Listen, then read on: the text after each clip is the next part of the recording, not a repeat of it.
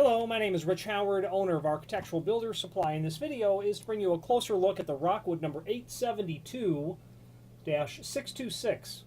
This is a cast brass flush pole. It is a very attractive, meaning I see it obviously better than you're seeing it on the camera, but it's an incredibly attractive, petite, elegant flush pole. Okay, small footprint. It just exudes, quality craftsmanship.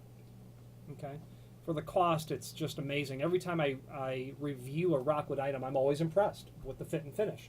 It's the backside finish that I'm really impressed with, the side no one sees. Obviously, the front side, this being satin chrome or 626, that means that it is both satin chrome finish and solid brass. Okay. That back plate is not solid brass, that's for sure. That's going to be... not sure what metal that's made of. It's not magnetic. But I doubt that it's solid brass.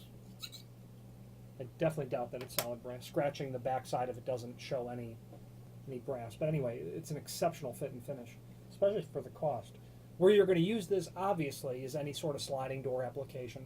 Okay, if you've got the margin for that, and you likely do, this would be good for a pocket door, for flush poles for a pocket door. You have nowhere, there's no finger grab on the inside, so it would just be sliding, really would be the application. Overall height, 3 1/8. Overall width, that's 1 5/16. And then let's get a total projection, and then we're going to go to the documents that are attached. About 9/16. There's a link below this video to what's called the tech sheet, and that tech sheet is going to show all of the dimensional properties of this item, specifically the size required for mortising. They want a 7/16 deep mortise, 2 15/16 tall, 1 1/16 wide, and mortising for this, a router is really the way to go. You're going to want to mortise that exactly how they're calling it out. Now, the fact that it's 1 1/16 wide, I don't like that at all, because that tells me that, it's just, it's going to be 2 passes with a 1/2 inch 2-flute carbide bit, really, all the way around. But I would absolutely be using a router and a template.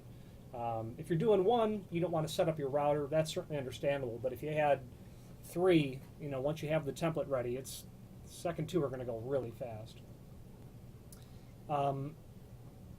If you have any questions on how to mortise these, feel free to reach out to us. I've spent many years mortising doors for hardware. Now, speaking of that, also take an audit of the other doors in the area before you determine a height off the floor. You want this to match all the other hardware. An example is long corridor, and you've got levers on all the doors going down the corridor, and then you've got a pair of closet doors, let's say, for storage, whether it's a commercial application.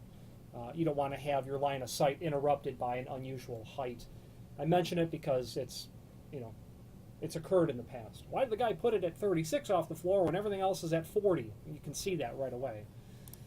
Things of that nature. There's also a link below this video to the product brochure, which shows this and Rockwood's sister products to this item. Okay. By far, the 872 is the most substantial of the 3 flush poles that are on here.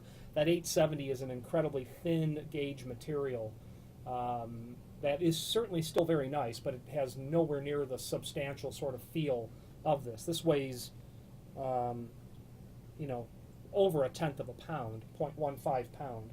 A couple of screw holes are in there. They're countersunk top and bottom. Screws are obviously included for that. Available in all of the common finishes, your brasses, your bronze, your chromes, satin polished. They can do special nickel.